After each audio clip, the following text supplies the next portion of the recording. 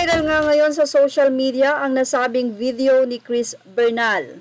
May napansin kasi ang mga netizens sa nasabing video na ito na mula sa TikTok ni Sweet Comfort. Makikita kasi ang tila paling ng nguso o labi nitong si Chris Bernal at ang hindi pantay na kanyang mga mata. Ayan po, habang nagsasalita ay hindi nga talaga pantay at nakapaling ang labi ni Chris. Kaya nalang ibang mga netizen ang nagtanong, may problema ba si Chris Bernal sa kanyang kalusugan? At sa ng ilang mga netizen, baka daw nagpa-botox itong si Chris. Botox pa more, yan ang naging say ng mga netizen.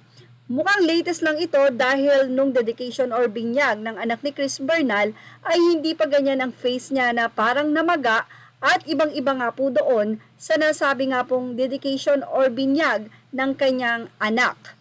Makikita ang nasabing photos na yun nga nakapaling ang uso ni Chris na at pati ang mata niya ay hindi nga pantay.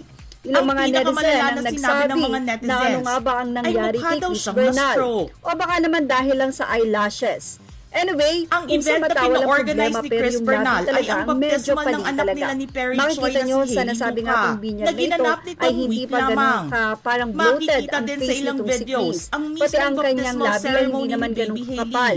Ayan, maayos ang face ni Chris Bernal. Kaya naman nagtatanong ang mga netizen, ano nga ba ang nangyari?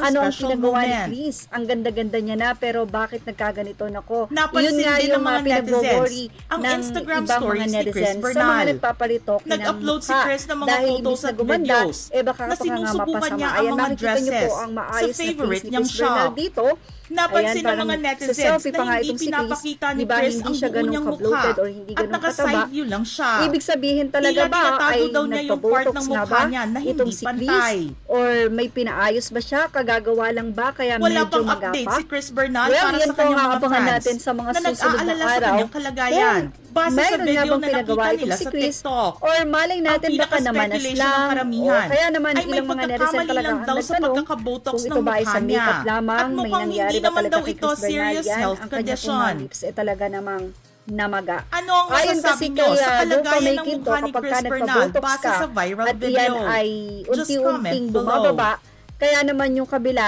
medyo nakaangat pa. So doon daw tinigil ni na nakaka-apekto ng kanyang mouth ang movement. pagbobotox.